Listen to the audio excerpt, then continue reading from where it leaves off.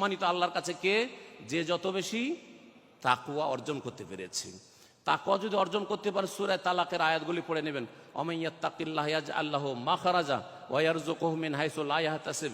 যেই ব্যক্তি আল্লাহকে ভয় করে, তাকওয়া অর্জন করে, যে কোনো পেরেশানিতে আল্লাহ তার রাস্তা সহজ করে দেবেন, রাস্তা প্রশস্ত করে দেবেন, এবং এমন জায়গা থেকে আল্লাহ রিজিক দেবেন যে আপনি কল্পনাও করতে পারেননি। চাকরি ছুটলো, এর চাইতে ভালো ব্যবস্থা করবেন। তাকওয়া অর্জন করতে হবে। মুশকিল আসান করে দেবে। ইয়াজআল লাহু মিন আমরিহি ইউসরা ওমাইয়াত্তাকিল্লাহ ইয়াজআল লাহু মিন আমরিহি ইউসরা। গুনাহ খাতা আল্লাহ মাফ করে দেবে। ওমাইয়াত্তাকিল্লাহ ইউকাফির আনহু সাইয়্যাতিহি ওয়া ইউযিম লাহু আজরা।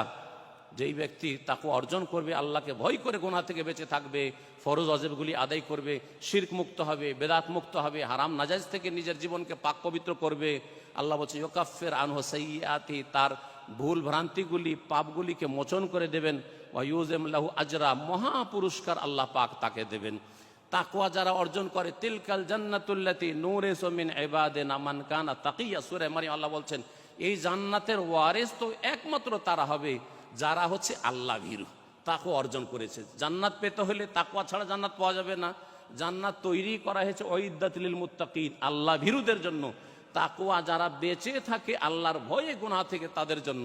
জাহান্নাম থেকে যদি বাঁচতে হয়, আল্লাহ বলছে সুম্মা নুনাজ্জিল্লাযিনা তাকাউ ওয়া নাযারু যালিমিনা ফিহা জাসিয়া।